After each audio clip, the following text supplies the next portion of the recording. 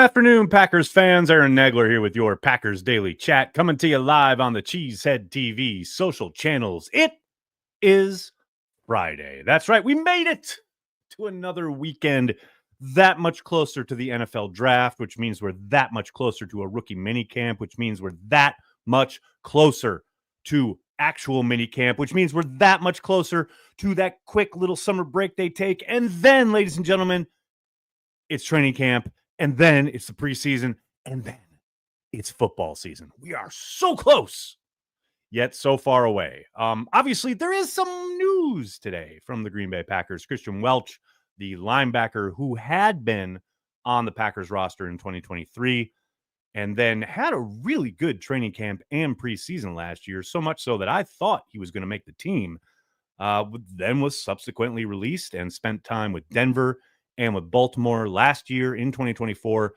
back re-signed with the Packers this afternoon. Excellent addition, phenomenal special teams depth, and a guy who, like I said, looked really good last summer from scrimmage in kind of the time we saw him throughout the summer at camp, but specifically in preseason. He had an excellent 3-game stretch there for the green and gold, and now he is back in the mix. Have to think this is something of a Eric Wilson replacement, hopefully a step up in that regard. But yeah, man, the world needs ditch diggers too, and this is a very good one. And it's a smart signing as the Packers continue to solidify things prior to late April's draft. Speaking of the draft, ladies and gentlemen, boys and girls, you're going to be the first to hear about this because pretty much solidified everything this afternoon. We're going to make the announcement pretty official, I guess, on Monday. But you know what? You folks are here on a Friday afternoon in mid-March or late March, sorry. You're diehards. You deserve to know first. That's right. The Cheesehead TV NFL Draft Meetup happening Wednesday, the night before the draft, downtown Green Bay at Stage 1, April 23rd, 8 to 11 p.m. We got Carry the G specials, Cheesehead TV giveaways, and yes, special Packers and maybe even some NFL guests are going to roll on by. It's going to be a lot of fun. You should check it out. 8 through 11 p.m. Wednesday, April 23rd, downtown Green Bay at Stage 1. If you were lucky enough to attend the Cheesehead TV draft party last year, you'll know where this is. Stage 1's downtown. It's going to be a lot of fun. I hope any of you who are going to be in the area. And look, this is not a Patreon meetup. This is not an exclusive thing. Anyone can stop by. 8 to 11, Stage 1, Wednesday, April 23rd, the night before the NFL draft in Green Bay, Wisconsin. Going to be a lot of fun, people. That's all I can tell you. Hope you can make it. Circle it on your calendar. And buy a bunch of Carry the G. They're going to have Carry the G available. Carry the G specials all night long. Get yourself some Carry the G if you haven't tried it yet. In fact, let me wet your whistle, as it were. Well, we carry the G wherever we may be, so creamy and cold, and from the land of the green and gold. Official beer of Cheesehead TV. Can't wait. Going to be a lot of fun. Hope to see you all there. And if you are unable to be in Green Bay for the draft, which, hey, I understand it's probably most of you, do not fret. We will be having our live stream coverage of night 1 and 2 of the NFL draft, as we always do here on the Cheesehead TV YouTube channel. Both Thursday and Friday nights will be live streaming throughout the proceedings. So hopefully you can join us for that if you can't make it down to the party on Wednesday night. Regardless, if you can or if you can't, it's going to be a lot of fun. Hope you'll join us here at Cheesehead TV for all the festivities. Going to be a good time. Good time in the hot time in the old town tonight. Adrian Wright starting us with a super chat. How are you, man? I just want to shout out my boy, Peter Arvo. Always a pleasure to hang with Mount Horb's finest. Well, Adrian, I'm sure Peter appreciates it. And I appreciate it, brother. Thank you for the super chat. Thank you for the support. FMCH, thanks to the super chat. I don't need Hardman to be Desmond Howard good. Allen Rossum good works for me. Random Packer to Sean Wynn. Thanks for all the awesome content. Go Pack Go. I really appreciate that. Thank you so much. And I hear you, man. Yeah, I would, yes, sign up for Allen Rossum right now. there's a possibility he could be Howard good, though. I'm just saying. I'm not saying he's going to be. I'm just saying that's that's just maybe the ceiling. Well, shoot for the ceiling, right? It's all good. Ed, how are you, man? Thanks for the super chat. Some say that Bear draftees receive a $40,000 sucks to be you bonus from the NFL. Could you imagine? Could you imagine if there was like some kind of like apology payment from the league for getting drafted to shitty teams? I mean, I understand like the whole point of the draft, the way it's set up is for the bad teams to be drafting first. So of course, yeah, those teams are going to be bad, right? Man, that would be hilarious. That would be so good. Most hated. Negler, happy Friday to you. Happy Friday, most hated. Hope you're doing well, man. Packers got another linebacker in the mix, buddy. It'll be a lot of fun watching him fly down the field on special teams and make those tackles and limit those returns. I'm all in. Richard, how are you, man? Do you find it ironic that before the draft, mock drafts are all need-based, and after the draft is over, mock redrafts are all about drafting best player available with hindsight? Richard, I got to admit, I've never put that much thought into it because I think most redrafts are a complete waste of time for the very reason you're kind of pointing out here. But that is kind of amazing, right? Like, oh, well, this player turned out to be awesome, so of course they should have drafted him. Like, I can't even imagine a more fruitless, useless exercise, which kind of describes most football content on the internet. So I guess I understand why it gets produced. But wow, yeah. It's that's an apt description, no question about it. Michael, how are you, man? Thanks for the chat. Prediction 1, Hardman returns a punt for a touchdown this year. It's been a while. It's been a while since they had a punt return for a touchdown. I believe Micah Hyde is still the last one to do it. And look, if he did one, just one, that would put him 2 off the lead for the most all-time in franchise history, which is a record tied, I believe, held both by by Hyde and Desmond Howard, if I remember correctly. Hyde may have broken it because I know Desmond had the kickoff returns, except that we all remember, but Hyde was a legit weapon on punt returns, which maybe most people don't remember. But if he could, forget Allen Rossum. If he can just be Micah Hyde good, we'll be all ready. Javier, F these commercials. Javier, let me have you slide back and listen to the news, guy. So I live in New York City, and you may or may not have heard that it's expensive living in New York City. And I hear what you're saying. Move to Green Bay. Well, okay, my kids are here. I'm not moving until they're grown. So it's going to be a while before I move someplace that is, not $1 billion in rent. So those commercials help me pay rent. So my brother, I just ask you a little patience, a little wait for the commercial that you can most of them you can skip after 30 seconds and then, feel good that this, entity that provides you with Packers content 365 days a year, you're helping it. You're helping support it just by letting that little commercial play for a little bit. That's all. That's all I'm asking. Ben, thanks for being a Carry the G Club member. Appreciate you. I've convinced myself this is the year we draft a wide receiver in the first round. I'm ready to get hurt again, hoping for McMillan. Ben, brother. I get this kind of sentiment almost every year. I'm not joking. I think it's been something that I've kind of seen percolating on the internet from Packers fans for the last 20 years, right? I mean, it hasn't happened since Javon Walker. But every single year, Packers fans, I'm not saying everybody, but there's some subset of Packers fans. I feel it. This is the year. You'll be able to knock me over with a feather if they draft a wide receiver in the first round. And I'm not saying it's impossible. I'd just be absolutely shocked.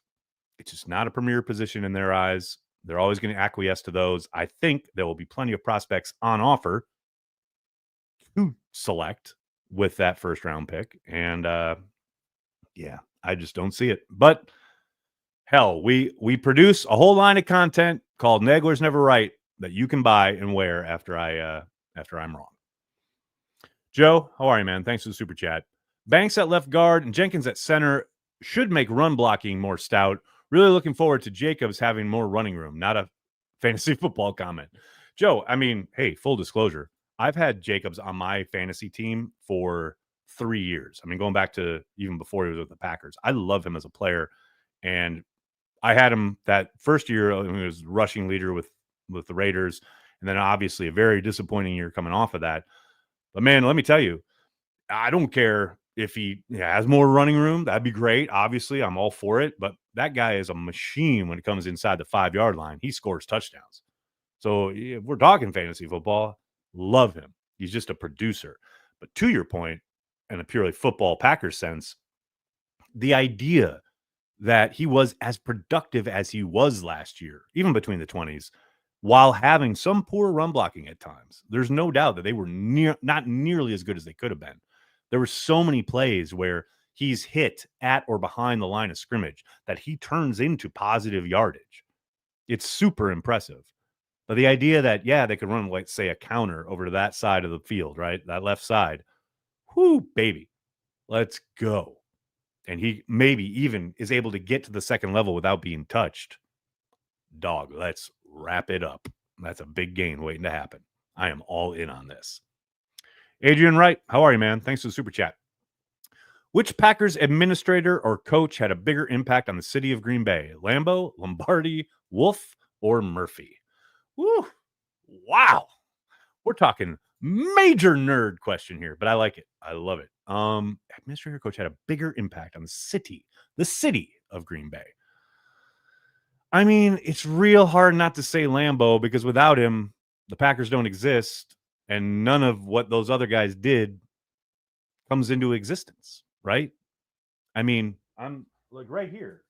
I've been rereading this phenomenal book before they were Packers, which is all about the town teams that existed throughout Wisconsin and the Midwest that kind of coalesced and became what ended up as the Packers, but also like the kind of different teams that were playing throughout that time period prior to the formation of the league. And it's like Lambeau, he had a vision, and Green Bay, even though it hasn't grown into a major metropolitan area, has been so identified with that team and that kind of, the relationship, the symbiotic relationship between the team and the town. Man, it's real hard not to say Lambeau there. I don't know what Green Bay would be without him. Now, I'm not saying it would be nothing. I'm not saying it wouldn't exist or anything like that, but it would certainly, absolutely be very different, right? And Lombardi, Wolf, Murphy, all did and have done amazing things for the Packers and even for the city. But without Lambeau, that path isn't even tread. So give me Lambeau on this question. Amy, how are you? Thanks for the super chat. Just contributing to life in New York City. Grab you a beer on me this weekend. And thank you again for all you guys do. Shit, is it not even for a beer in New York City? $9.99 will get me a beer in New York City. No doubt about it. Different types of beer in different kinds of places. All depends. Actually, that wouldn't get me a beer at the airport. But thankfully, I don't live at the airport. But I appreciate you, Amy. Nick D, how are you? Thanks for the super chat. Watching Corey talk about Lego Lambeau and where his grandfather's tickets are is just really cool. It's that Packers family connection. Love it. Nick, could not agree more. If you guys haven't seen the short that's here on the channel, here on YouTube, make sure you check it out. Corey looking at the Lego Lambeau replica that's at the Neville Museum. It's another video that Corey did of this amazing exhibit at the Neville, kind of a connection between the Packers. We were just talking about the Packers and the town. But yeah, Lego Lambeau, it is such a great idea as far as you can have miniature replicas of you and your family created, and then make your own replica and have it where you and your family are sitting there watching the Packers forever, right? And yeah, Corey's family has had seats on the 50 forever, about 20 yards up. It's they are I've sat there once, and they are fucking amazing seats. I feel like Ferris Bueller after he drives the Ferrari around. I have to admit, driving it is so choice. If you have the means, I highly recommend picking one up because it's fucking impossible. Good shit. Michael, Kristian Welch, mainly special teams. Yes, as I said at the top of the stream, Mostly special teams. I will say, though, I mean, as we saw last year, there is, every possibility and every chance that he is forced into play as a reserve. We saw that with Eric Wilson, and he had a phenomenal summer. He played very well from scrimmage in training camp and particularly in the preseason. That last preseason game against the Ravens, he was really good. So I don't think they're depending on him, obviously, from scrimmage, but in case of emergency break glass, he can step in and produce, and you're not be lost and be assignment sure in this scheme in particular. Like I said, he looked good last year. He kind of got caught in a numbers game, essentially. I think they went with Eric Wilson simply because he was a longtime vet and they could trust him. But I'm really happy to have him back. And mostly, yeah, he's a special teams demon. He will contribute on teams in probably every phase, but the nice thing is that he is able to step in there if there are injuries, and you don't have to really worry too much. Mike, that's a good question. Are we due for another stock sale? Not anytime soon. Remember, they have to get league approval before they do so, and more often than not, they have tried. They haven't always done this, but they have tried to do it after they win a championship. That's what they did after the 96 championship. They did it after the 2010 championship. And then they waited and waited and waited. And I think they waited as long as they could or felt necessary. And the Packers just kept between, 2020, 2021. They couldn't quite get over that hump. And then they said, screw it. Let's have another stock sales. But it does take league approval. And all the proceeds have to go to improvements to Lambeau or the surrounding areas, Titletown, etc. But I don't think that will be on offer anytime soon. I think it'll be a bit yet. I would say at least 5 to 10 years before we see that. What else we got here, folks? Oh, yeah, Rick Harris, no question about it. Give Papa Bear some credit for keeping us going. Always, always. Now, to be clear, yes, he most certainly was at the forefront of banging the drum, as it were, to make sure that the Packers stayed in business and became a going concern. But that wasn't without, some self-interest. I mean, the fact that the Packers fans would travel down from Green Bay to Chicago and fill the stadium every time they plays a pretty significant role here. He wasn't doing it out of the goodness of his heart, or he thought, oh, poor little Green Bay, we need to make sure they have a team. It was he made money off of Packers fans a couple times a year. So yes, 100%, no question about it. He is instrumental in keeping the Packers alive, but there's reasoning and context behind that. Don't ever forget that. Richard, I like that. Looks like Goody struck again with the McCall Hardman signing, trying to get some more Super Bowl experience on this roster. Doesn't hurt to have guys who have been there before, right? I mean, the guy has literally caught a pass for a touchdown to win a Super Bowl. That's fact. So, yeah, I don't hate having that in the huddle, right? Don't hate having that on the sideline or in the locker room. No doubt about it. Rai, that's an excellent question. Is Gary's relative inconsistency due to playing in 4 different schemes since college, Michigan, Pettin, Barry, and Halfley? I think it has to contribute, right? I do think there's something to the fact that he played as well and better against the run last year than he ever has, right? Whatever the point of emphasis might be in the scheme, what he's being asked to do, and having his hand in the dirt and being a 4-3 end rather than a 3-4 outside linebacker and standing up, even though I know Matt LaFleur has thrown kind of dirt on the whole idea of the difference there, but I think it has to play a role, right?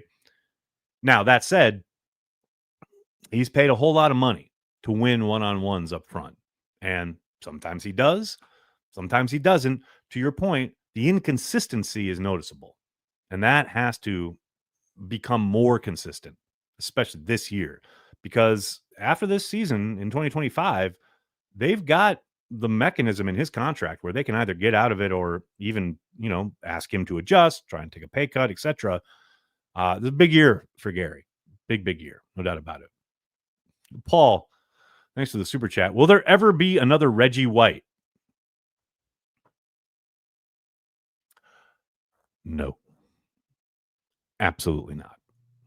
I mean, you can talk about his contributions on the field, his play. You can look at any pass rusher in the modern game and talk about how they stack up, and I will listen to that argument. but there will never be a guy as impactful both on the field and off the field as Reggie. And I'm not just talking about the fact that he is the greatest free agent signing in the history of the NFL. He also spearheaded free agency as we know it. Also completely changed the trajectory and the culture in Green Bay with the Packers. Will there ever be another Reggie White? No, absolutely not. All right, everybody, I have to get going. I cannot thank you enough for hanging out, talking Packers each and every day, Monday through Friday, right here on the Cheesehead TV social channels. Please do me a monster favor. Hit like on the video, subscribe to the channel, and then tell your friends and tell your family. Cheesehead TV. We are devoted to Green Bay Packers fans worldwide. Thanks a lot, everybody. Have a great weekend. I'll talk to you on Monday. Go Pack Go.